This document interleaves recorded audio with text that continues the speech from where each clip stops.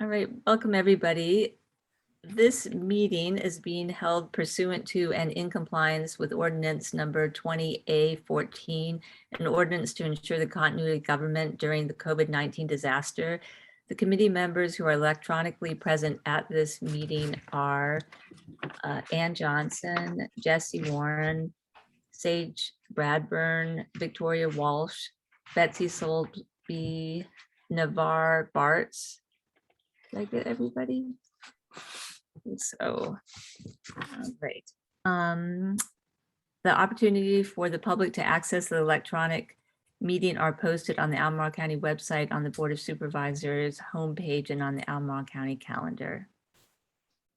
All right. Thank you guys so much for being here today. And we are going to go ahead and just jump. We do not have any presenters today, so we'll just jump on into the agenda. So hopefully everybody's had a chance to take a look at that. And would somebody like to move to approve the agenda?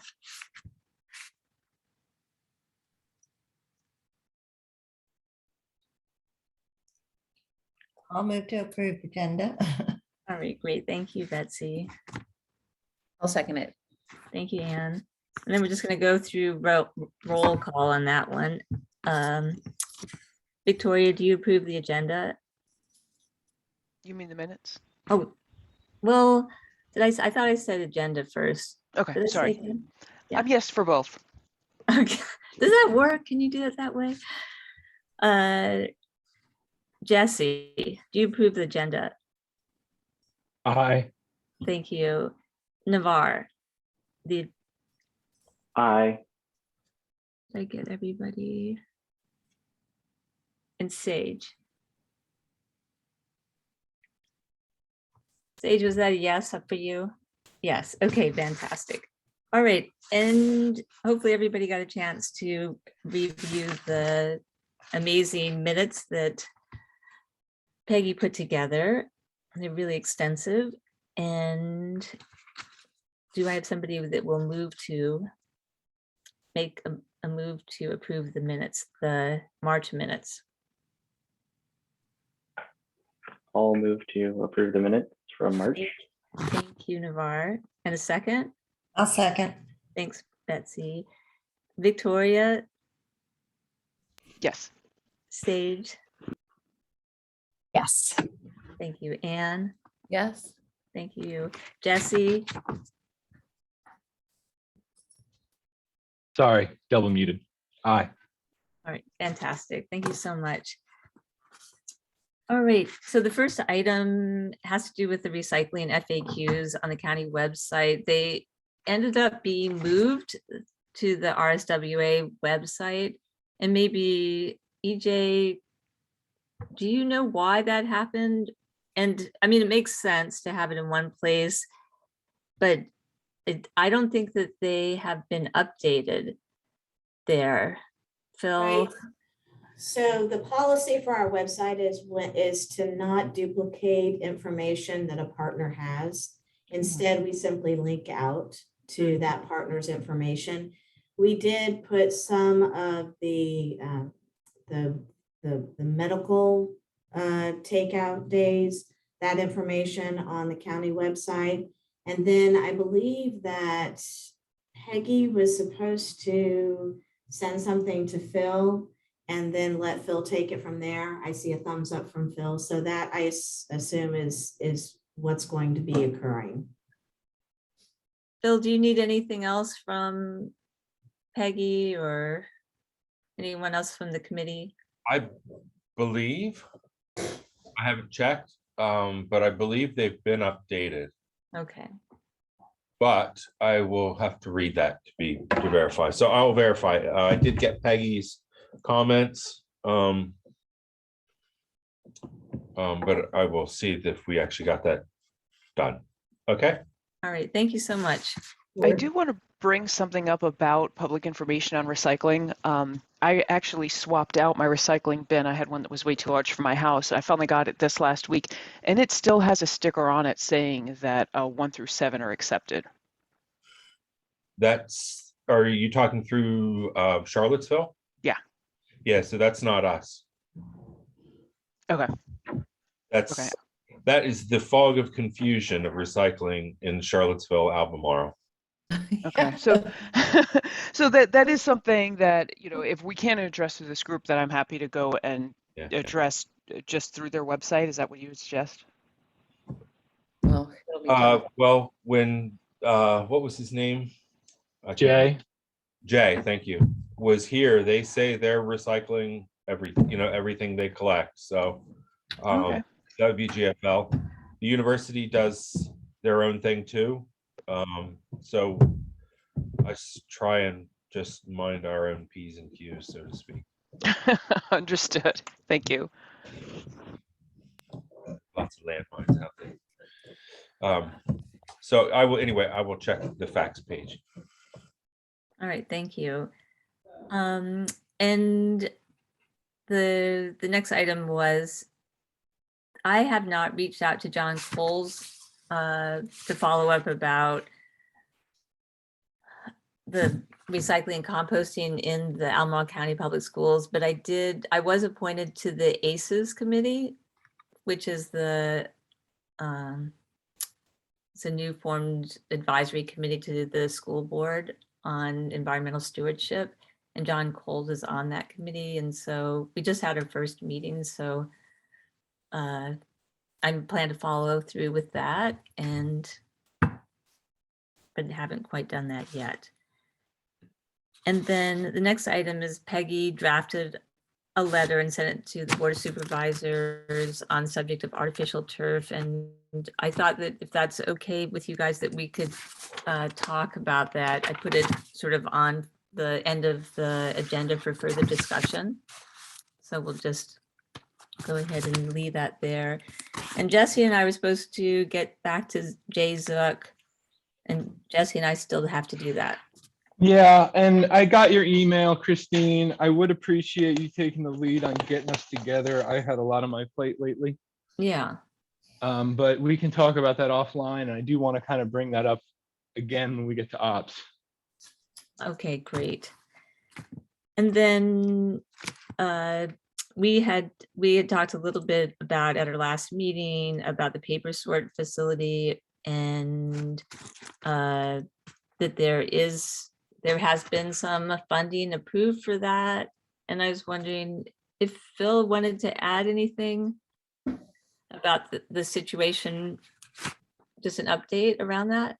I do not believe funding has been authorized for a new baling facility.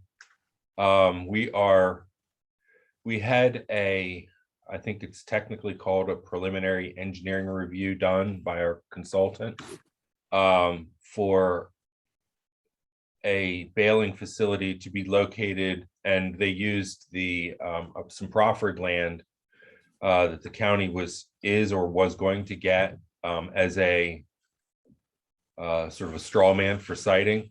Lance asked that we take another look at that and see about siting it on the IVMUC site. So we're doing that right now. So that's where things stand. We're basically generating cost estimates at this point for a new facility. But as far as I know, no funding has been undertaken for anything. Is the baler functioning right now? I hope so. Yeah. It was yesterday. Was this afternoon. Oh, okay. You guys had a tour. It's that kind of thing. It works great up until it stops working. And then you go, okay, what's wrong with it now? We are trying to maintain it, but it's old, and, so I think that's depending on what the decision is with the paper sort. And I'm sorry, I'm trying not to use the word paper sort facility anymore. I keep having to slap my own hand. We're going to try and call this the baling facility, because paper sort, people just don't even know what that means. until we get numbers generated for that, then I think everybody can say, okay, when does that look like that's going to end up in somebody's budget? And then depending on the answer to that, I think we should just make a determination whether we're going to put a new baler in it, the paper sort, or not. Probably yes. All right, I think thank you. that's sort of how the things track. So was there a tour today of the facility? Yesterday, we took Donna, EJ, and Jim to a tour of Ivy and the paper sort. Oh, nice. Yeah. Baylor. Bit of a whirlwind. The Baylor facility. I don't mind if we call the old one the paper sort, because that's what it is, but I don't want to call the new one that. I hate. All right, great, thank Tend to you. stick. Well, thanks for that update. Sure. And then that finishes up our old business and action items. And so we are at the county report out, which we got a little bit of information from EJ already about the litter events. A little taste of what's been happening. Right, so today was the first of 3 events that we're having in April. Schools events, but supported by the Love Albemarle group, which is, if y'all remember, a cross-organizational group that includes folks from community development, communications department, Office of Equity and Inclusion, facilities and environmental services as well. And then Christine joining us as really as a civilian / SWAC person, and Tracy Lover from Keep Virginia Beautiful. The second event will be next Thursday. It will involve 2 schools. It'll be over 200 students again. It'll be an all-day event. We couple what we're calling a presentation, but the truth is the students have been generating the questions that we spend time with before we come in. And then we either do an in-person conversation with the kids, or we do early morning broadcasts as part of their morning announcements. And so half the schools will be doing that and half the schools will be in person. And so that's next week's event. And then the week after that will be another roughly 200 students, 2 schools. And again, the pickup plus the lecture. And we of course have to adapt and adjust depending on the questions that the students ask, but also the grade level. So today was 8th graders. Next week will be all of Murray School. So we'll have a cross section of the grades. But as we've discussed in our groups, we don't dumb down the subject because the truth is for a lot of people, even adults, recycling and pollution and litter and environmental issues are actually new topics for them. And so we choose to simplify the work and simplify the information. If we can make it work for a 1st grader and a 4th grader, we know we can also make it work for an adult group as well. So that's the approach we're taking at this point. And having gathered about 600 gallons worth of trash today, we think it was a good kickoff event. That's fantastic. And so did the students generate some questions? It'd be interesting to know what sort of questions they were asking. They did. They wanted to know if anybody else was having to do it. Or any other schools having to do it. So we were happy to say yes, 5 schools, 600 students, everybody's getting on board, which we really could not say last year. Stone Robinson, as I said earlier, is the only school that has a regular pickup event, a weekly pickup event, and that's because their principal is very committed to keeping that campus clean and to educating the students in their community pollution, their community care. So we had that. We had the what's being done on the national level. What was the biggest polluting event in U.S. history? Which we picked Love Canal as being our event, mostly because we wanted to be able to show, given some of their other questions, that pollution doesn't happen overnight. It takes everybody choosing to pollute, everybody choosing not to pick up to create the events like Love Canal. So that led us into some of their other questions of, does one litter pickup one day do anything? What are the small things that we can do? How do we get other people involved? Is this going to be an annual event? So we had some really, really good questions. And the nice thing is they all led us back to what really the teachers had wanted us to emphasize. Some of the things that Ed Brooks emphasizes during his events out at Yancey is the civic responsibility part to litter pickup and to preventing pollution. It's not just about, making sure that there aren't plastics floating in the stream. It's why do we do that? And for the kids also, the teachers want us to make the connection between community and land being an extension of body and self.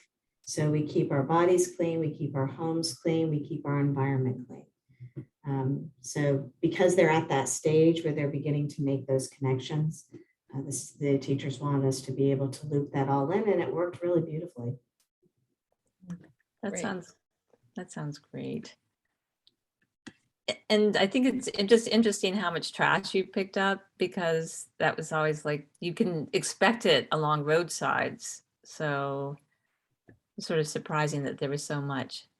Well, the teachers had noted that the students were not taking responsibility for their own space. It's somebody else's problem. So the question of displacement, which is the fancy word for it in the industry, is something that our younger generation is struggling with as well. And so it's easier to create that conversation about displacement on that small campus, meaning it's not just the custodian's job, it's your job. And if you end up having to do a pickup event once a month or once every 2 weeks, then you really do see how it becomes your job. So that we might see a little bit more accountability between students. Hey, John, don't throw that away. I'm gonna have to pick that up next week. So that's the snowball that they're hoping will start rolling on the campuses.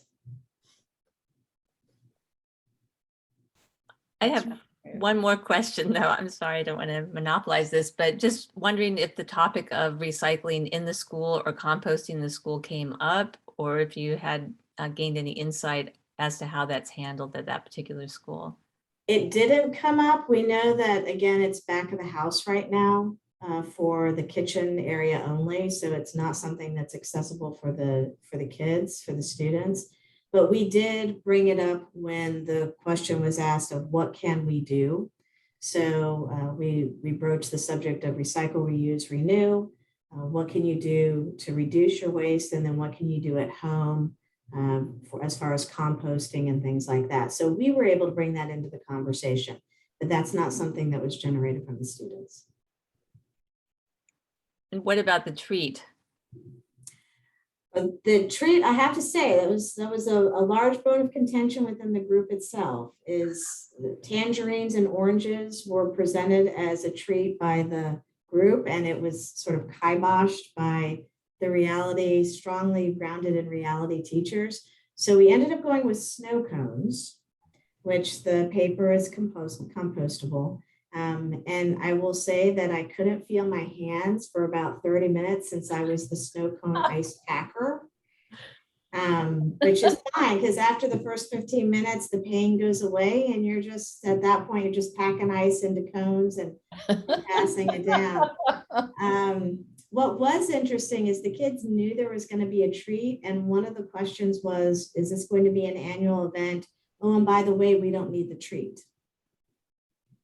Oh, nice. Yeah, so that was an interesting aspect from that part. And again, I've regained feeling in my hands, so I'm fine. All right. Thank you so much for that and all the efforts. And thank you for really taking the lead and organizing it. I think it's such a great thing to be doing right Absolutely. now. And so really appreciate just diving right in there and making it happen. Well, Yeah. we're thrilled that the schools were at a place that they really were ready for that partnership and ready to latch on to that work. We split the task, we split the delivery. So it was a good. Did Tracy Lover, do you have any comments? She didn't. It's interesting. Tracy has been a really great resource for us. especially on our community events, and then supportive when we come in and do these events. But because they're on school grounds during school hours, they're considered closed events. So we couldn't even take pictures of the students. The teachers can take pictures, and then they'll be able to give us the pictures of those students who have given their permission to have their picture published. So it makes it a little bit trickier, but Tracy is still incredibly supportive of the work. So we're very grateful for that. Oh, that's great. Good. All right, thank you. Hello, Lance.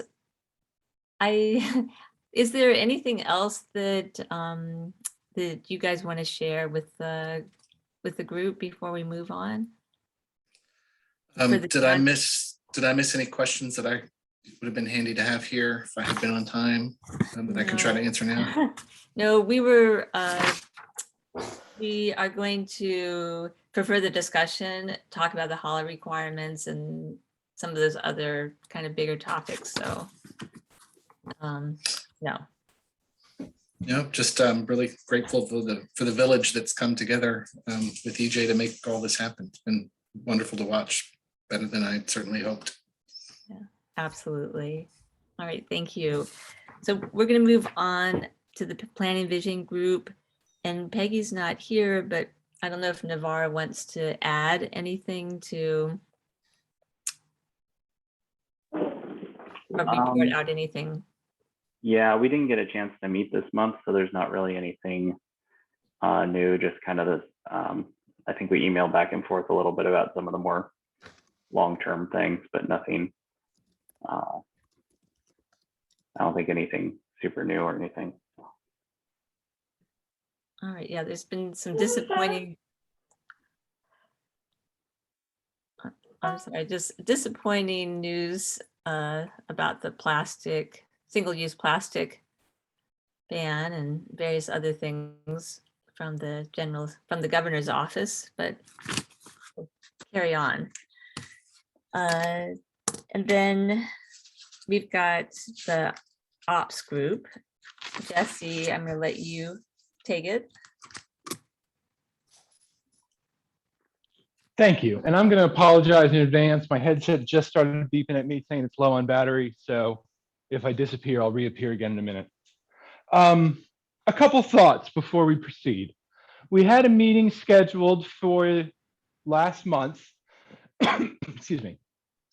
At the time, we had a last minute cancellation, and that led to us not having a quorum to meet, because there are 4 of us, so 3 is a quorum.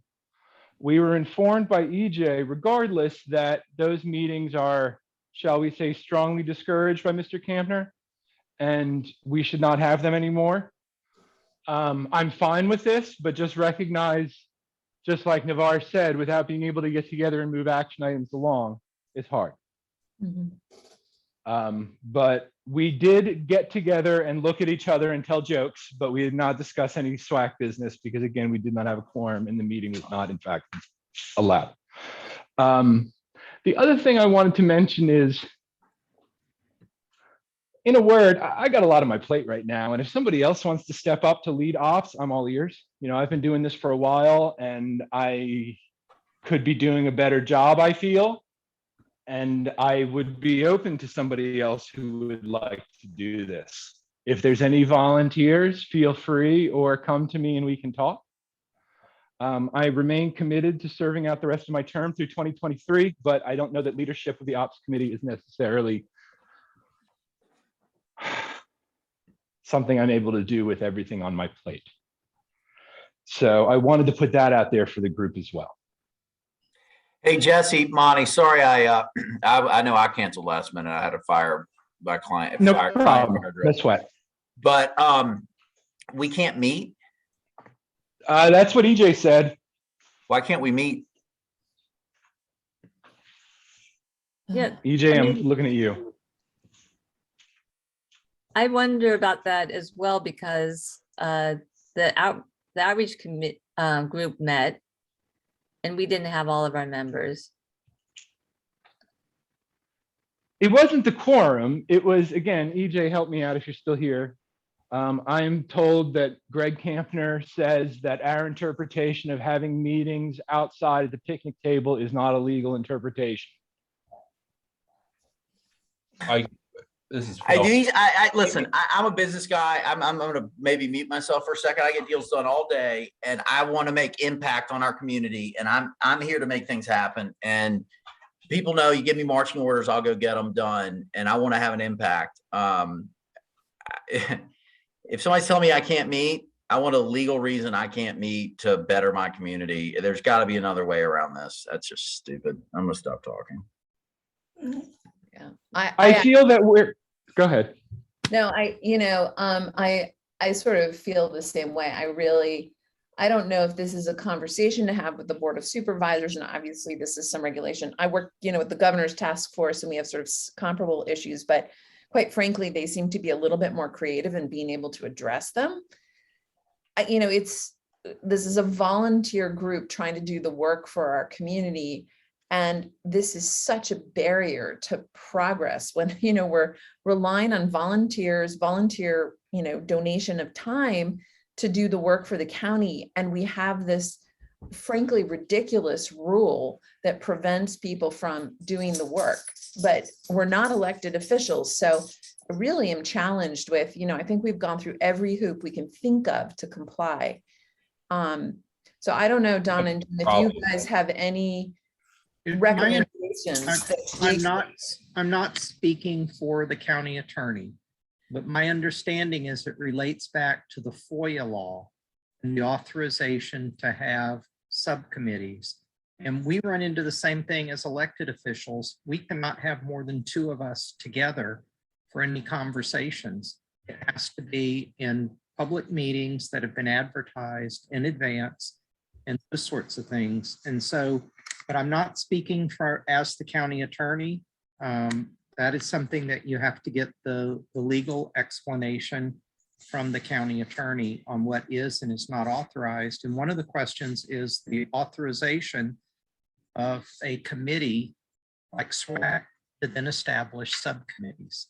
And so I think it's a combination of those things, but it's got to come from the county attorney, not from me. I said I'd be quiet. Christine, give me just 1 second, and then maybe I'll try to be quiet next time. If we've got to dissolve subcommittees, let me ask this. And Don, I realize They're you're the dissolved. We never had official subcommittees. Those are working groups. So we've been around this like many, many times. We do not have any subcommittees. We never voted to form subcommittees. So if I want to get together do not exist. If I want to get together with Jesse and Phil to talk about this, I mean, let's not obstruct progress. It's the law.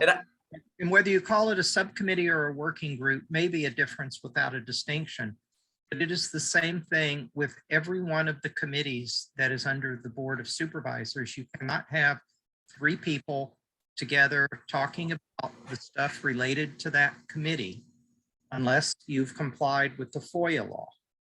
And so that's a Virginia state law. If we were in Richmond, right. We'd have the same thing. Yeah. Exactly. Okay. It's just the fact that we haven't been, after all this time, haven't identified a path forward that allows us to comply with the law.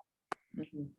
I thought we had a workaround. Some of but the other committees and things I've been on, not from the county, like as long as you advertise ahead of time, you can do what you want, but. Not necessarily. Just because you advertise is efficient, there's other authorizations to do it. But we end up doing the same thing as supervisors.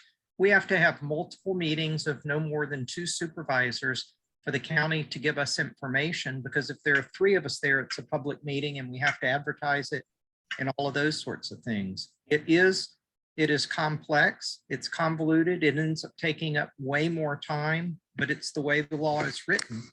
Yeah. And there's no way to get creative, Jim. I would just ask you if there's other municipalities in Virginia that have figured out ways around. Obviously, I don't want to beat my head against the wall. If it's a state law, there's no way around it. But is there a way to be creative? That's where you talk to the county attorney's office. I can't give the legal advice on that. That's not my role. Well, I mean, what I was trying to say, and probably saying it poorly, was like for soil and water, like we have subcommittees, but we still have meetings, but we have to like do all the publication of the dates like 3 days in advance or whatever the requirement is. But as long as we have the announcement out and either a Zoom link for it, or if it was outside, then that, at least from this, again, I'm not a lawyer, but my understanding is that that complies with the law. And you have to look at the authorizing law that permits the entity to be established. And so you make authority for that entity to have subcommittees, that this may not be an availability. We have boards, commissions, and committees. Some of them are established by the county, some by the state, some are required, some are discretionary. And so you can't just say because one group does it, another is able to. You have to look at the authorizing documents for what they're permitted to do. Well, I just want to say we've been meeting as long as I've been on the SWAC and on the NHC. I've been meeting in small groups. And there's a notice of where the meeting's being held, agendas posted, minutes are kept. So is there a change to that now that that can't happen anymore? Or, I mean, it's already been happening for several years. Well, just because it's been happening doesn't mean that it's proper. I'm not saying it's improper or proper. I'm saying the county attorney's office is the one who has to provide the answer to you. I'm trying to explain it as best I understand it. I'm a lawyer, but I'm not the county attorney, and I don't have expertise in this particular area. It has to come, you have to get the approval through the county attorney's office. I just don't understand why things keep on changing. You know, we've had this discussion multiple times. And is there, so you're saying that there is a problem now for us to meet, post the meeting with the agenda in advance and meet? That's a problem now? We can't do that anymore? What I'm saying is there are multiple considerations. One is, does this body have the authorization to have committees?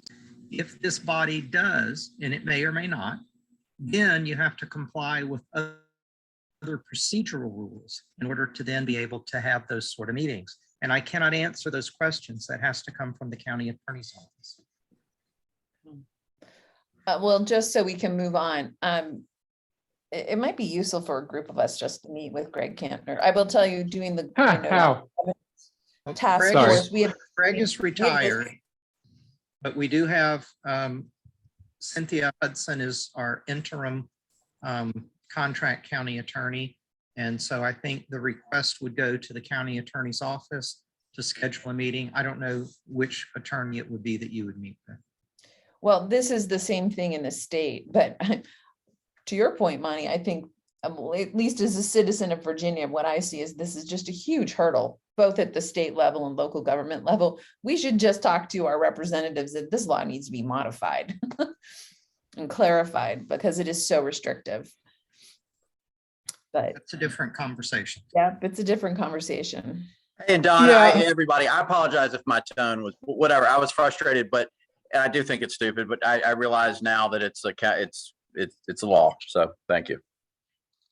I'm all about some transparency, and I've been doing our best to both balance doing the work and moving the needle forward, as well as, you know, complying with the various rules and regulations.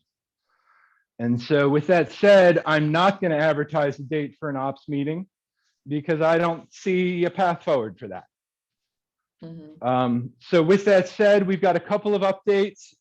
We've been talking about glass. I know, Monty, do you want to share an update on the conversation we had with the Glass Packaging Foundation? And maybe I'll pivot over to Sharice and Isabel if she's on the line. Isabella, to talk about the authorization from DJPDC to have a letter of support. Yeah, but I mean, I think this, you tell me if I'm probably missing some details, but we essentially have it up that we can have Nelson County be part of that. We just got to get them the grants. And the Glass Packaging Foundation can help with that.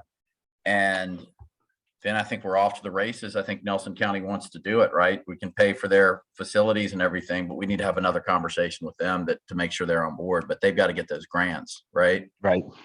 And to Isabella's question earlier, we did find the website and the application and all those things. I don't think it's actually is it really the Glass Packaging Foundation or is it something different? Because I feel like I butchered the name. No, I think it's that. I think that's right. Okay. Well, anyway, we found when we were talking to Scott, we found the application, and that was a concern first time, was that when Googling it, we didn't find it. But it's out there, it's public, it seems legit. So that brings us to our second note of TJPDC writing a letter of support or endorsing a letter of support saying this is consistent with our solid waste management plan goals. And maybe Friends of Nelson as well as Nelson can help us sign the grant. Yeah, I'm sorry, go ahead. I just want, it's the Glass Recycling Foundation. Sorry about that. And Yeah, that's it. it's the Glass Okay, and then Recycling there's Foundation. also the Glass Packaging Institute. Okay. Yeah, well, That's they're right. both related. That GPI is the trade group. The foundation is formed to do these kind of investments. It's an extension of GPI. And there is also the Glass Recycling Coalition, which is a group that works on, growing glass recycling. So, yeah, you have the right thing. I see if you go to their website, it's a .org, the applications are on it. I can tell you it's credible because we work for them. Wonderful. So And then what would we be applying for? And would you all be writing the grant, or would Nelson County?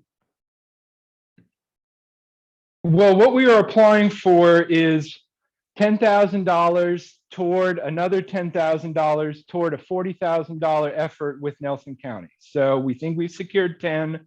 We need the Glass Recycling Foundation to provide the other 10. And then we would ask Nelson County to provide the 20. So 20 or more, depending on how they would like to characterize their in-kind contribution. But the idea is to bring the cost of glass recycling at Nelson's convenience centers down to the price that they're paying now, because that weight will no longer go in the trash. Mhm. So And with they end that up said, saving money. They save money over time. yep, Yeah. it's a win for everybody. They balked at the first cost, so we've got a plan to get them the money. I just think the next step is to figure out who actually writes the grant. If it needs to be us, I'm open to that. I would like to see it come from somebody like Friends of Nelson, and then I'd like to get together with Steve Carter to make sure that they can co-sign their half of the cash match. Yeah. Based on the understanding that Sharice and I have in our conversations with our director, as long as Nelson County is on board with it, then we can provide a letter of support because it does support the solid waste and recycling plan. And nothing will go out without Steve Carter saying, yes, these matching funds could be real. Sounds great. Good work, guys. And so that is our update on that.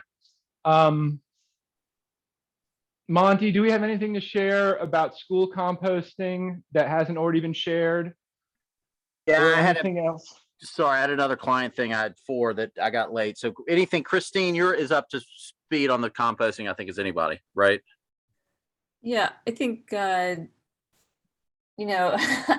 guess so. I haven't, hopefully we're going to be getting another quarterly report from Black Bear Composting, so we'll know, who ended up participating. Was excited because that I had connected with a teacher at Greer, one of the assistants there, and she's just going to take on collecting the trays and the food waste and taking them out to the Black Bear container. And so, because it's silly, right? The county is paying for these compostable trays that are going in the garbage right now. So it's a real missed opportunity. But I'm excited about this sort of one example of where it is really happening. And I believe in Scottsville Elementary School that there is more activity there as well. Christine, if we need to start pushing it through, obviously our goal was to get the ball in play, so to speak, that now there's kind of a green light. However we have to make it happen, I'm happy to push. You know what I mean? Yeah, I think that like now is the right time. Always like really focusing on what's going to happen the start of the next school year is important. That summer opportunity to have some of those conversations. Well, So- I'm all ears with you on how to like do that school by school or whatever. So Well, you'd be a good person to get in a conversation with John Coles. And Okay, so I'll make sure I loop you in on that. yeah, you and me can talk offline too. I'll All call right. you. Sounds great. Thank you. All right. And thank- as I'm looking at our minutes and action items, I think that takes us through most everything. Any other thoughts? So you guys have a plan forward with the glass, it sounds like. Yes, the next step, it sounds like, is to meet with either Friends of Nelson or Steve Carter, probably both, to feel them out on the proposed grant application. Once we have the green light from Nelson County, Steve Carter, and maybe a partner in Friends of Nelson, then we could move the whole thing forward. And It'll be a Jesse- month or two for the Glass Recycling Foundation to respond, and it may take one or more volleys, but that's okay. And Jesse, you're going to take the lead on making that meeting happen with Steve Carter, or do you want somebody else to do that? Monty, is that something you'd be willing to take on? Get us connected with Steve? Yeah, and then I Jesse, can here's- ask Terry to get us connected with Friends? Yeah, Jesse, what I'd like to do is like have literally a 5-minute call with you that we just agree on the lay of the land and next steps. So let you and me No do problem. that offline, and then I'll Yeah. blitz it. And if Yeah, Friends reach of out. Nelson, if you Terry's here. maybe join, I can join that call and then get contact Friends of Nelson, just so I make sure that I give them the correct bullet points. I don't know that we can, but maybe it starts with me and Monty and ends with me and you, and then we play a game of telephone until we've complied with all the necessary laws. Gotcha. Yep, you're right. Bye. Okay, so with that, Monty and I will talk about how to best approach Steve Carter and Friends of Nelson, and then Terry will be in touch. Is there anything else before we move on to whoever's next? Outreach and education. All right. Thank you so much. All right, so the outreach group did meet. We met at Wegmans outside, and that was Betsy and Sage and I. And what I shared with them is the work that I had done on providing information for the Environmental Stewardship Hub for the Albemarle County website. And so there's going to be a bunch of tabs, and one of them, there'll be one on biodiversity, one on water quality, and I'm trying to think of the other one. Oh, climate action. And then the fourth one will be, it says reduce waste. And so it'll link back to this SWAC webpage. It talks about what does the county do, and also then it's some tips about what you can do. And so what I did is I provided some information about, things that you should avoid wish cycling. I'm not sure it's how it's going to all come out in the end, and what it's actually going to look like, but I did try to cover some of the things that we've talked about in terms of like the plastic, keeping plastic bags out of the recycling, and better ways of recycling glass to source separate it, and also some items that we really need to make sure that we're not putting in the recycling bin. And then there was some information about composting and why it's important. But I think it's going to be this, I think the environmental hub is going to be out for Earth Day, but it's going to be great because it's like, what does the county do? What can you do at home? What can you do in your community? And so, and also it's going to have these icons. If you take this action, this will contribute to improving water quality. It's got a little water symbol, or climate action with a climate action symbol, or a reduce waste symbol. So it's kind of like a one-stop shopping for everything related to environmental stewardship, which I think is going to be a big improvement. And then they're going to take some of that information, and that's going to be in that welcome to Albemarle. So to provide some quick information about, how can you be a good steward as a citizen of Albemarle County and reflecting the values, our values here. So once that goes live, I'm really excited to share it with you. But it was really nice because I was able to get some feedback from Betsy and Sage on that. And we also talked about the HOA outreach because Sage has done a lot of work in compiling the contacts for HOAs. And we had some discussion about what that communication would be like. And so Sage and Betsy, just make sure you chime in there if I've got this wrong, but really talking about maybe starting out with 10 HOAs, sending out sort of an introductory message to them, saying this is who we are. We would love to be able to provide information to you about good recycling practices, and with maybe some information. And it's similar to what we've been talking about in terms of avoiding plastic bags and better ways to recycle glass. Did I get that right, Sage? But you're muted. Sage, you're muted. I think we were going to also, we were going to say, a lot of, not just that we want to do this, but a lot of people are looking for information, and it can be so hard to find. So if you have a regular newsletter or a site that you publish information, would you be willing on posting a monthly tip, something like that? So that we're offering them something instead of that they may want. So yeah, but exactly. Otherwise, yes, I totally agree. Yeah. And then Betsy had the idea. There's, I forget the name of the publication, but it's like if you're when this an introduction to the schools, is that what it is, Betsy? Where well, there's the Daily Progress has a welcome to the area, which usually comes out in August. And so we wanted to put something in there more specific about recycling and environmental things. And then there's a Charlottesville Family Magazine too, that they said they would put something in. Yeah. So just really looking at different ways that we can get the message out there. And then you guys have heard about the litter events, which have been exciting. Oh, and Peggy and I gave a presentation to the Sierra Club on the 23rd of March. And so it was pretty well attended, apparently. They had like 35 people there. And so that was exciting.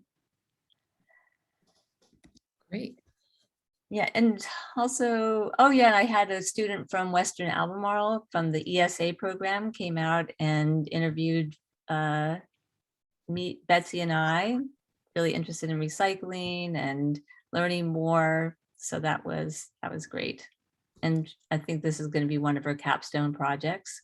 And she was excited about getting things going over there at Western. I haven't heard back from her too much, but so that was fun. But I think that is all.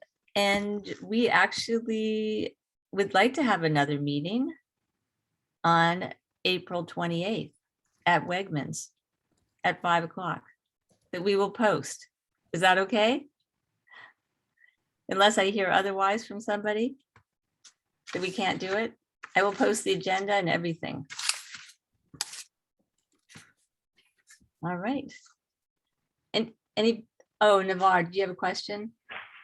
Yeah, so you were talking about talking to some of the different HOAs, and I know here we just switched over to neighborhood from GFL and its 20 subsidiaries that we had before.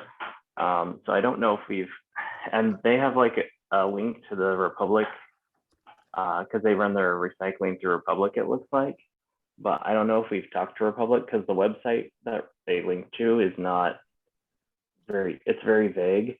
And it's like varies by location, but I feel like when you click on that, it doesn't give you any more info from what I remember.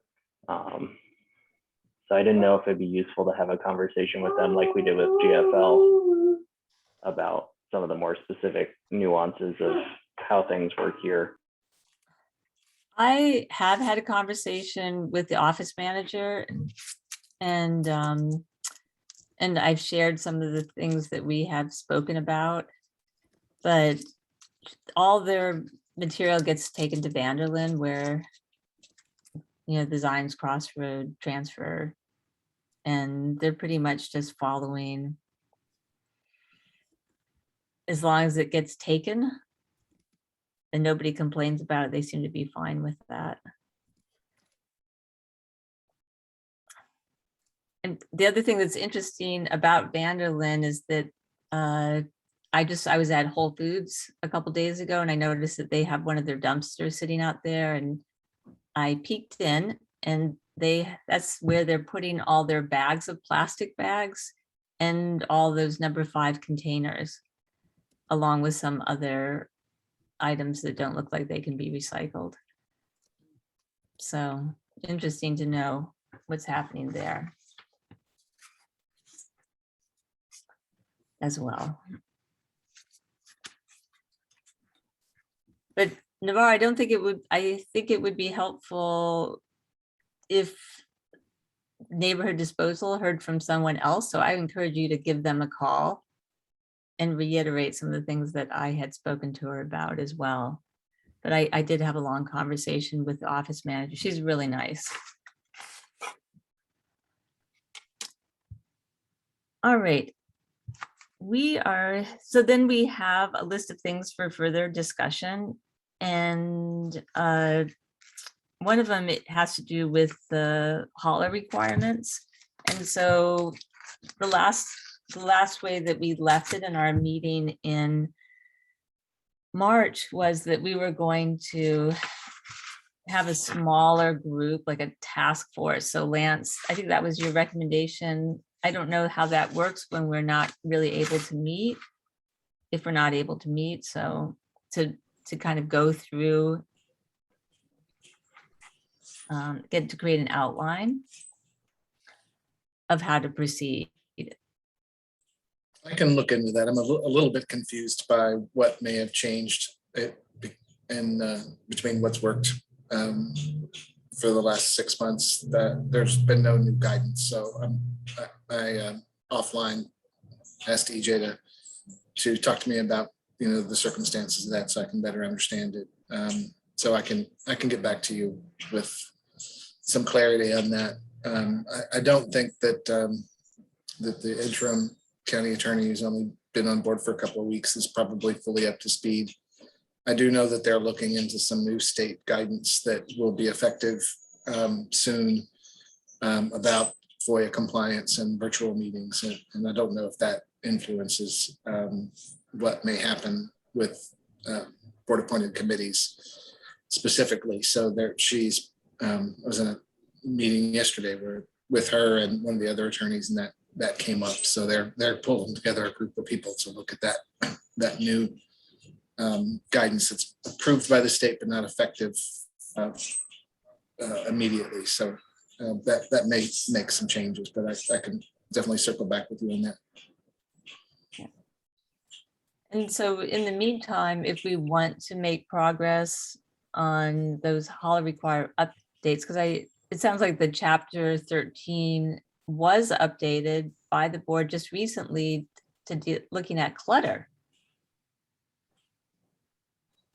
Yeah, that was very specific to the clutter. I was engaged to review that clutter portion of it, which was driven by, I think, a related section of the code that referenced clutter, and that the clutter portion of the solid waste code needed to be updated specifically to enable something related to private properties. What is clutter? I have no idea.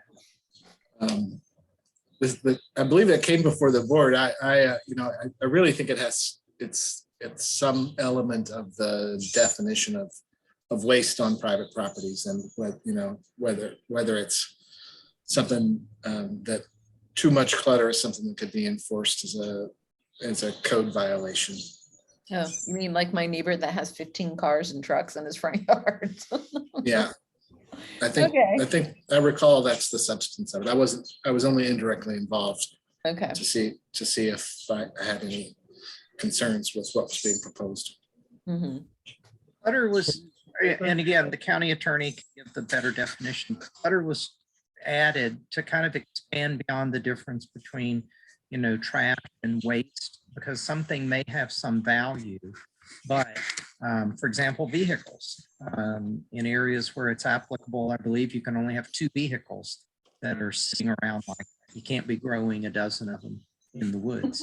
Oh, we've got more than a dozen. We have half-oiled tanks. We got all sorts of stuff growing. So, But yeah, it's- unfortunately, the clutter doesn't apply, the clutter ordinance won't apply in rural areas. So, Oh, really?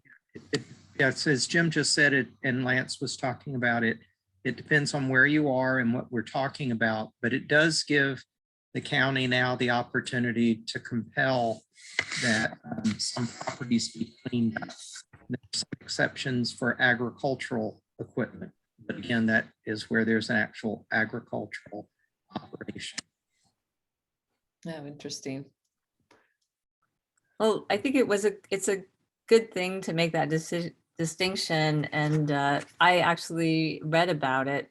And because I have someone over in my neck of the woods who stores their household trash in the back of a pickup, and it overflows. So it doesn't sound like that is something that people are allowed to do. Okay, I see you shaking your head. Okay, that's good to get clarification on that. So Lance, I guess I'm not sure how to move forward with the hauler requirements, and should we wait and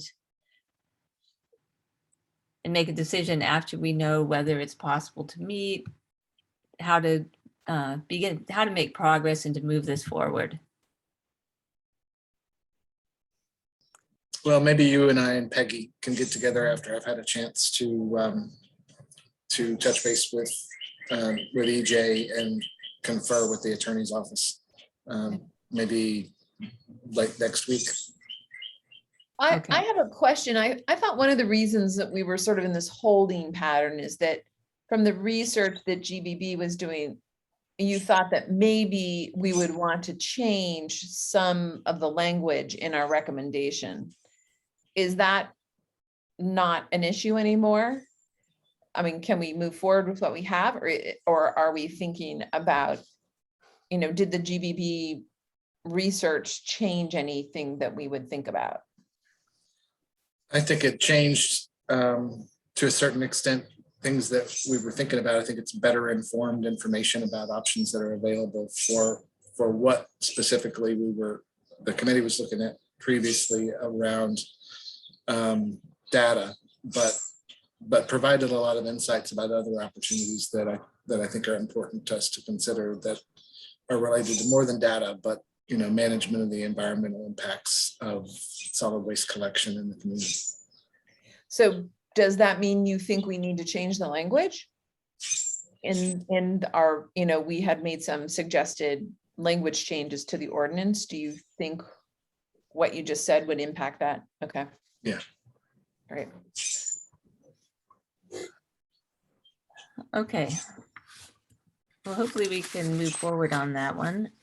Can we just make a recommendation that you and Peggy meet with Lance and try to come up with whatever language changes we need so we can move it fast? But just bring it back to the committee and revise and explain those changes so we don't have to have a whole group think over it. Because it's got to be 90% of the way there. I mean, we spent 2 years on it. Yeah, agreed. I would love to see that happen. The next topic is the synthetic turf, and it would be great. I don't know if Donna or Jim could just let us know sort of where we are with that, or like, is there going to be another work session? If it's, because I know that there were questions that were submitted, and are those public or, yeah, if you could just give us like a overview of the process and where you are. I'm going to start here. The questions have been submitted. Trevor Henry is taking the lead on addressing the questions. He is still working on it. The board is expecting to have a couple hours devoted to this on April 27th. But we have not yet received his answers to the questions that were submitted since the last meeting or at the last meeting.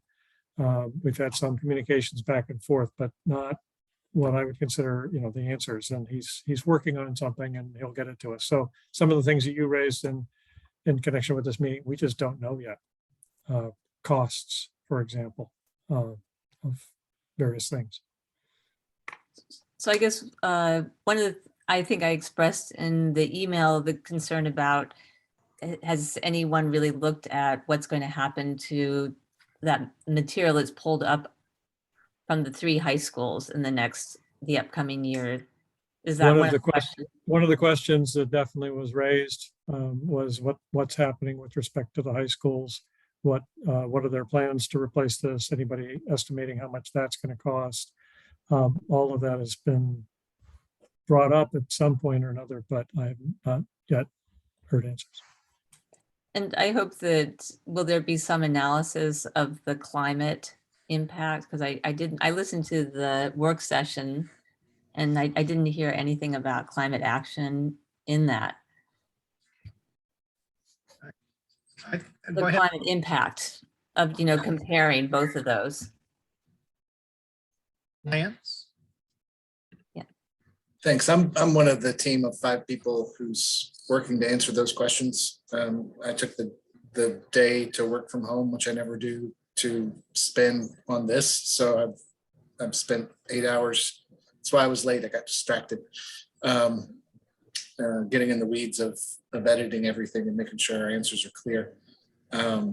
So I'm very familiar with the questions. I know that not all board members know what other board members have asked.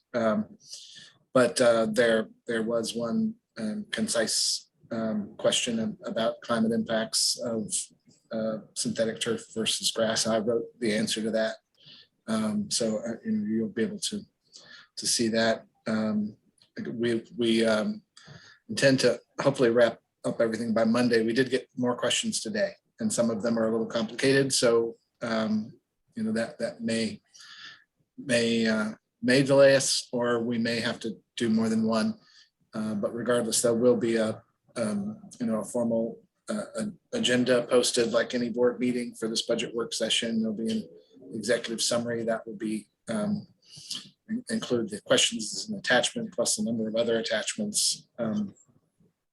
And that will be publicly available the week prior to the 27th. So probably sometime towards the end of next week. All right, great. It's complicated. I guess I also wonder, I just keep thinking about the Brockville presentation, and I've gone onto their website and noticed, claims that they make are like kind of pseudoscience, and things like they make a claim somewhere where you can recycle these fields infinitely. And you really can't say that for a product that's only a few years old. And certainly, no one is doing, you really can't. It's very complicated. And for us to send turf, to act like it's so easy, and that we, when actually you would have to send it across the ocean to Europe and ask them to take the turf apart. I was very concerned that no one raised questions about that.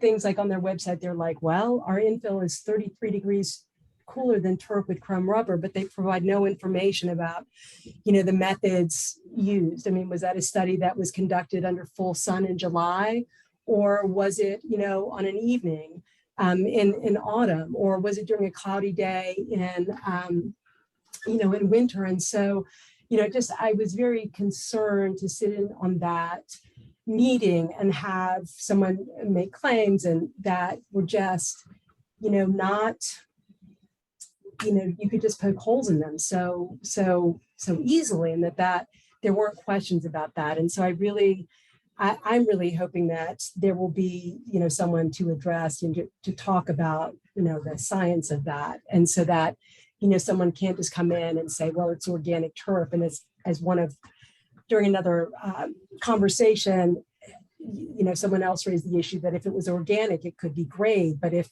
these materials can't degrade, they've been like deorganicized, to coin a new word. And of course, that's, one of the things that turf companies will do is they'll greenwash, and they want you to feel very comfortable. And I saw a letter to the editor in the Daily Progress saying, environmentalists complain about turf, but now we have organic turf. And so there's no need to worry about it. And so I'm really concerned that, these company claims are going to just be accepted without, rigorous analysis. And I hope that there will be, expert, if the board is seriously considering purchasing, investing in, millions of dollars in turf, that there will be rigorous analysis and expert testimony from people that are not within the industry, and that county members will understand, be able to see where the support came from. It was very upsetting, I have to say, as a mom of a high school athlete,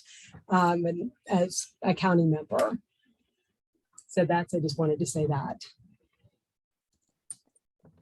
Thank you, Sage. I mean, I also went to the Brockville website, and sort of like a couple of interesting claims I thought, when it's when the representative Jason Kanak said that, essentially that the material doesn't break down. And then, they talk about the tests they used to how they were able to make that claim. It was, in a lab using a roller so many thousands of times back and forth, but not out where you have people treading over it, organic debris getting in it, getting wet. So I thought that some of the claims really were not watertight. What were the claims they made?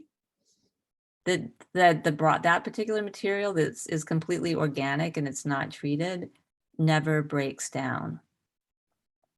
What does organic mean? Well, it's made from pine.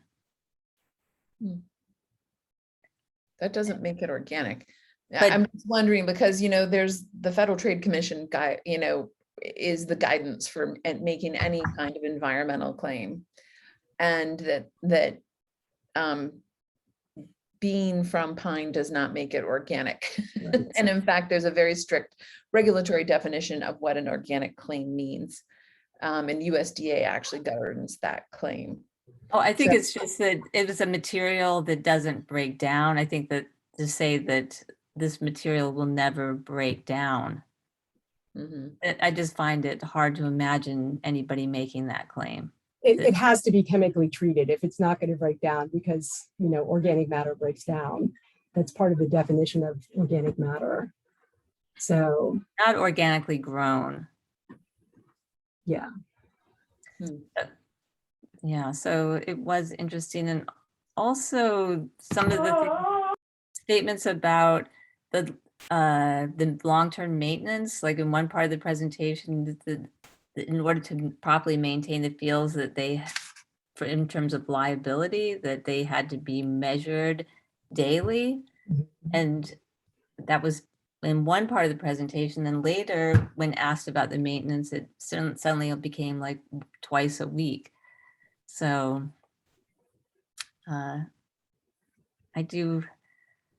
it seemed like there was some information that was presented that was a bit questionable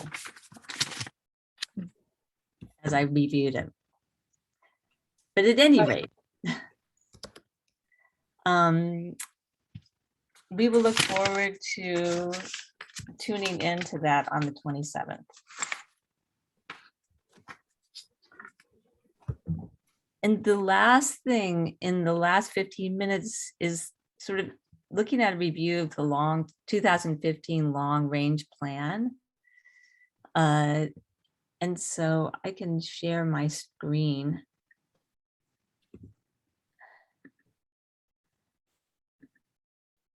Oops, sorry. Let me move my screen over here a little bit. Can you guys, can you guys see? There we go. There you go. That's it. There we go. All right. So this is a summary of the things that we had talked about. We looked at the long range plan in February, and we had this list of sort of 5 things that I pulled out from our discussion. And just one, if everybody could take a minute to look through them. One of them was to look at getting better metrics and the strong need to update the Chapter 13 HALA requirements. So that, I believe remains a strong goal for us. Second one was establish composting and recycling at the Albemarle County Public Schools. There was just mention of this idea of possibly expanding composting opportunities in general with the drop-off, setting up these drop-off locations in the urban areas, similar to the city program. Is there any interest? Does that seem like something that we should pursue or look at, or just put it on the back burner? In terms of setting up those composting drop-off areas.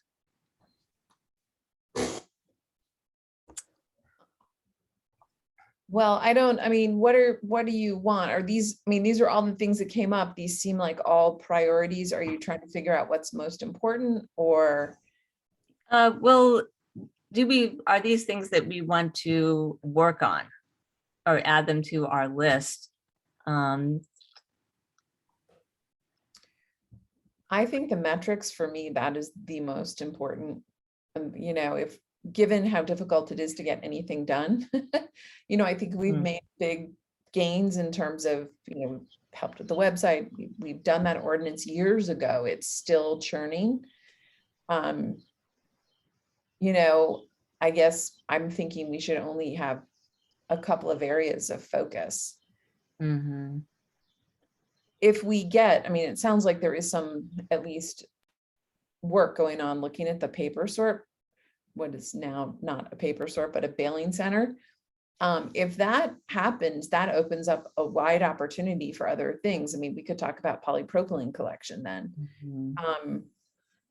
So there are some things that need to sort of be put in order, but I think the metrics is really foundational to both our communications and other things.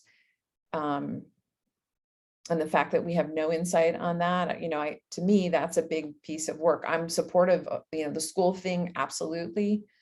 Paper sort is also, I think, another high priority. I think that for me, the food waste is also important, but in terms of, I think, our goals, those first 2, that baseline thing is so, we don't even know how much we generate. So how do we even evaluate what we divert in, you know, in all of it?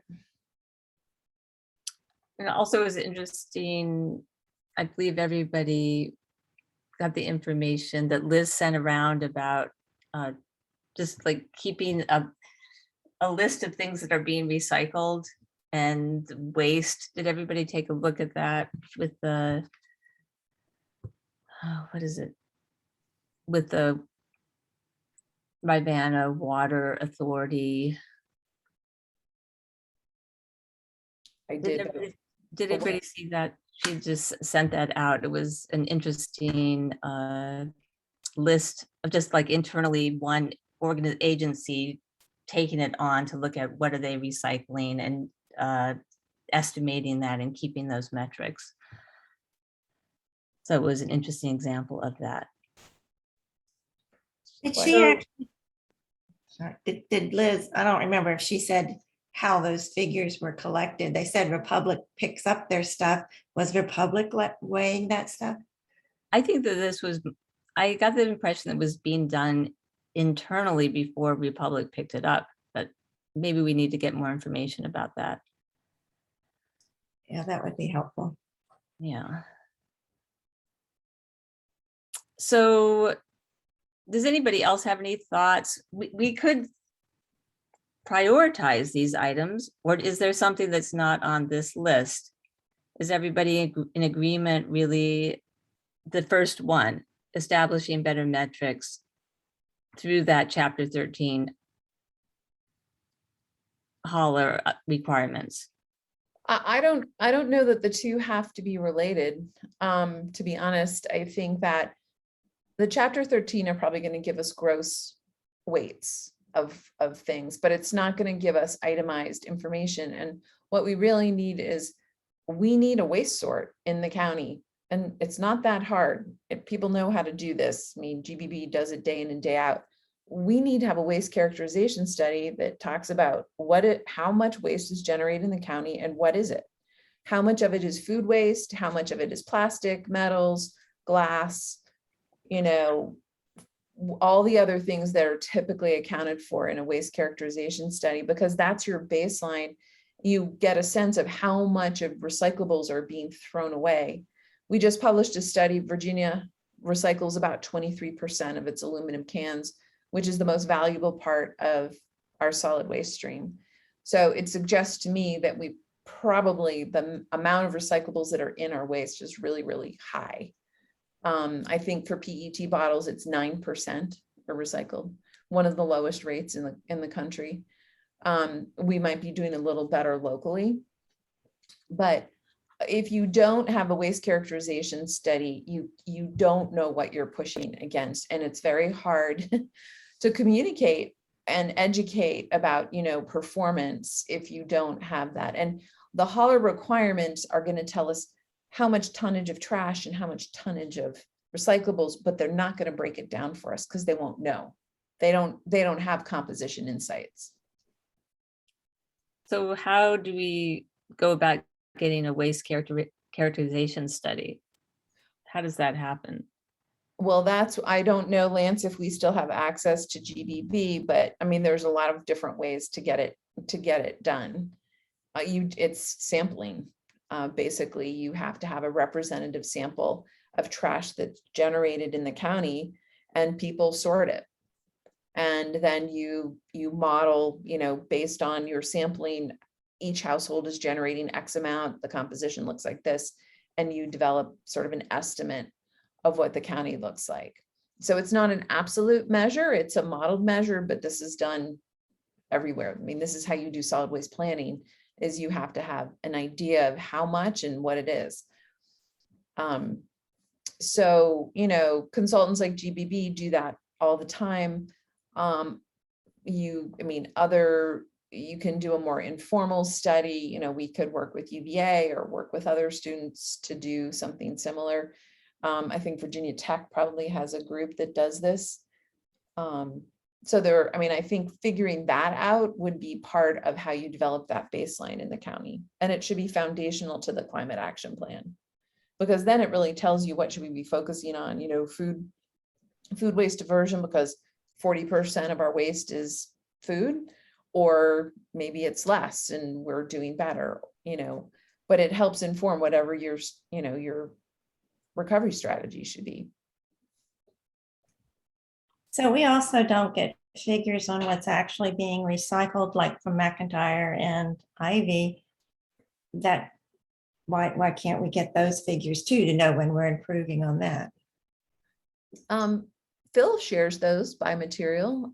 We know tons that are being collected. Well, that's if it's been sold to somebody that gives us those numbers. I don't think we as in Ivan is weighing it, but maybe Phil can update us on that.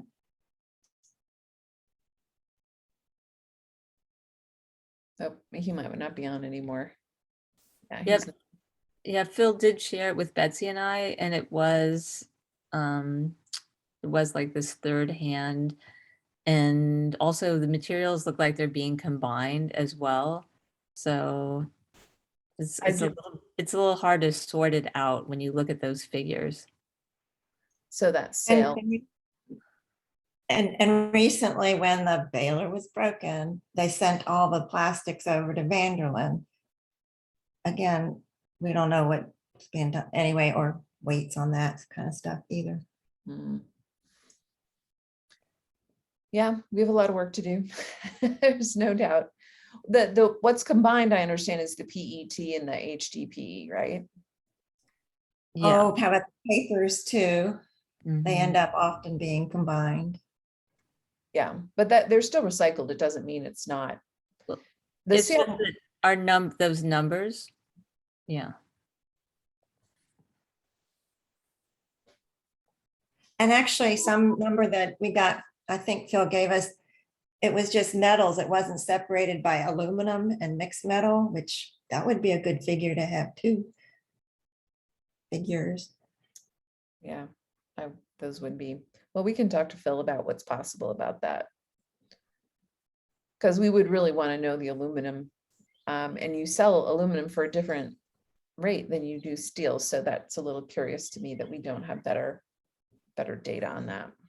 Yeah, because as it's reported, it just says cans. So you don't know what, there's one for cans. It's pretty confusing.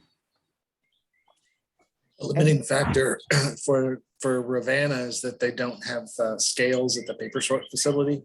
They could get that level of granular data if they did, but they don't.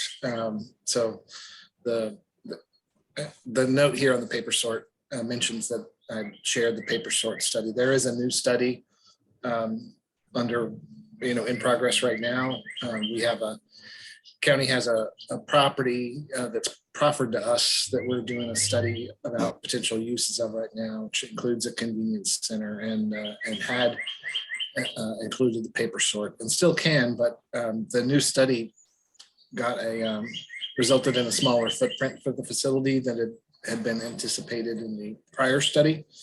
And it now looks like the operation could fit at Ivy on existing property with scales that's already graded. And has a VDOT entrance and power.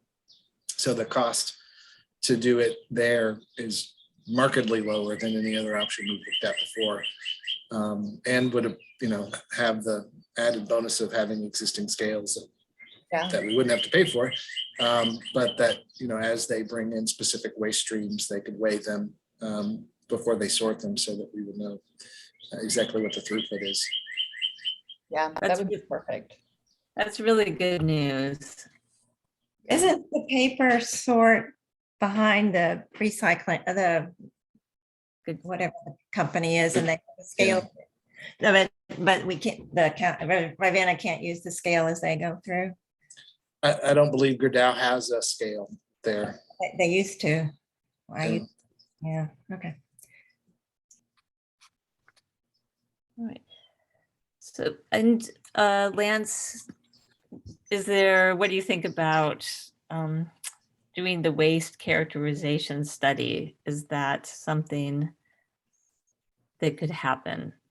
I made a note to myself and to EJ to reach out to GBB and get a little bit like an example of what that would look like.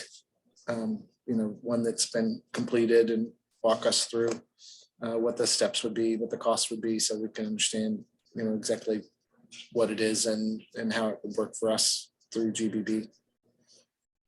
Thank you. That sounds great. So before we just leave this topic, since our meeting has come to an end, just want to, these are some goals that I just want to make sure that we've got a list of things to focus on.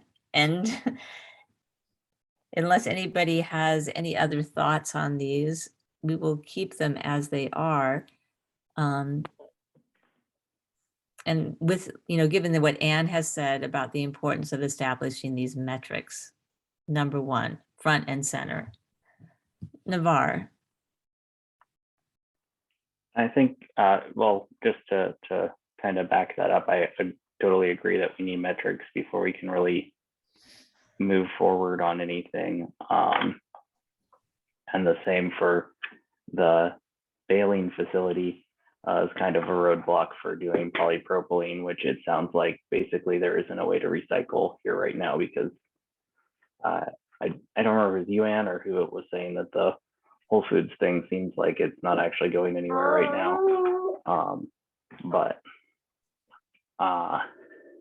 one thing to kind of keep in mind, and maybe not something we want to address immediately, but maybe just turn in the back of your minds, is like we're dealing a lot with like the waste end of the stream, but we haven't really been looking at how we might incentivize some things on the supply side here. Like one of the things Peggy and I have been talking about is like maybe working with economic development to try to move some more supply side circular economy type stuff in, and what we can do to incentivize that. That's probably more long-term planning and vision type stuff, but if anyone has any ideas to email me or Peggy about that, and it's something we can look at more long-term. But yeah, I think the focus should be on the metrics and the baling facility right now, but just thinking a little further ahead, if you can just keep that going in the back of your brains if you come across anything that's interesting, to let us know. That's, I think that's great. Thank you, Navar. And something that sort of speaks to that is the plastic bag tax, which I know the board will be looking at. I'm